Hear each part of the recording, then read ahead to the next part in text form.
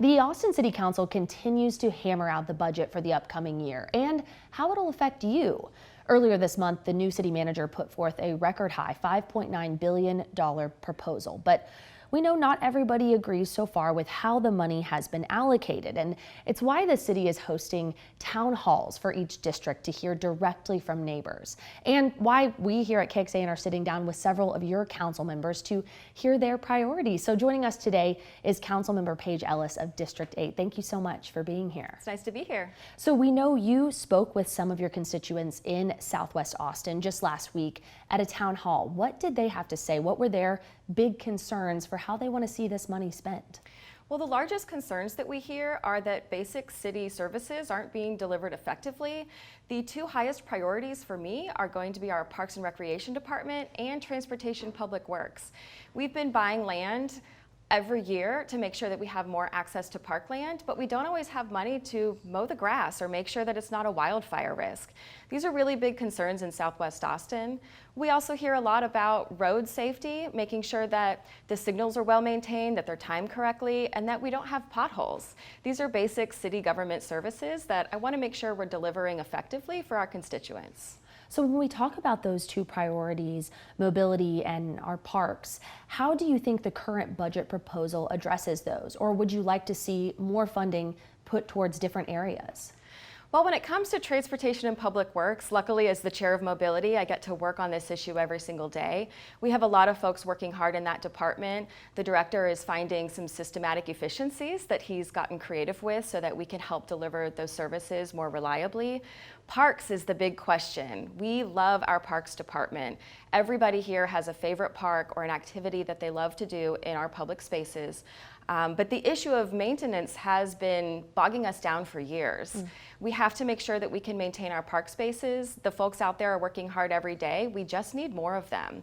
To get us back to the level of service we had 10 years ago, we would have to hire 90 more full-time employees. I'm asking for 16, and I hope that we can get it. We have seen you ask city staff about something else that has to do with parks. We saw some questions, particularly about security cameras in some parks around Austin. Talk to us about that. Why the question and what are you looking into? So right now, the Parks Department is leasing their security cameras. So in order to keep those going, we have to enter into new contracts and make sure that we can maintain the footage and use it when it's needed. There's just too many issues right now of people leaving their cars in a parking lot in a park to go enjoy their day, and they come back and they have a broken window. We have to make sure that we have security cameras to keep everybody safe, and we want to make sure that the police department's more involved in monitoring those and responding to them. So it's a big issue that we know is happening, and we want to make sure that we're doing what we can to address it. Talking about public safety, you bring us right to our next question. We have heard a lot of opinions and even some pushback about the dollars currently allocated to increase the police department's budget. What is your reaction to that? How do you think that this budget should address policing and public safety? Right, so we know with the new rule coming through the state legislature that the budget can never go down. So we have to make sure as a big city with a big police department that we're allocating our resources effectively. We do have vacancies to fill. That is true of all of our public safety departments. The tricky thing about public safety is that police, fire, and EMS all have bargaining, and they go through it every few years, so they make sure they know what their budget's going to be and how they can provide services to the community. And so sometimes there's adjustments that do happen during the budget to make sure that those are right-sized, but it is a conversation around making sure that we have enough officers to show up when someone dials 911, and that we're allocating resources effectively, like mental health care. Some of those programs still need to be ironed out, and we just need to make sure that we're delivering the appropriate service at the right time for all of our constituents. Do you think the current budget proposal does deliver on those needs and address the needs that you think need to be tackled when we talk about those public safety issues? We are certainly going to have that conversation. I think all 11 of us would have a different perspective on exactly how the services need to be administered. But this dais works really well together. We have honest conversations with the public and with the department to make sure that folks are trained to provide those services and that we have the right balance and allocation of the budget for them. you mentioned balance there. We know that this budget process is a push and pull. All of these options and services cost money.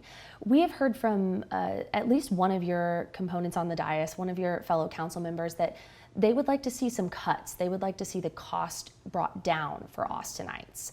What is your response to that, and how do you balance all of these wants with affordability for Austinites?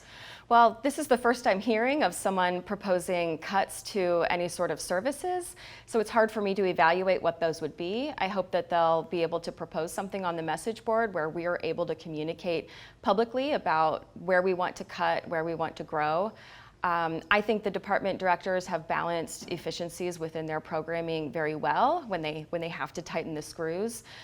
So I'm not sure what cuts are being proposed, and I'd be very curious to be able to weigh in on those and see what exactly is being proposed to cut, which services.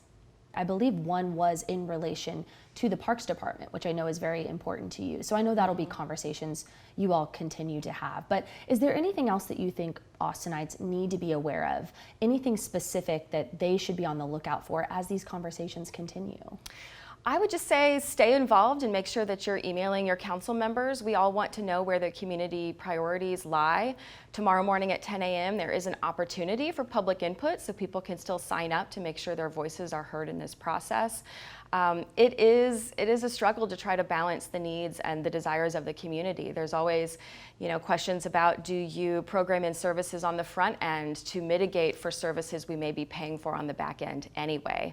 That's always a struggle that we're trying to do. But at the end of the day, for me, it's going to be about parks and roads. I'm also going to be bringing another initiative to better inform our veteran services. We have a lot of people in the community that need to make sure they know what services are available to them.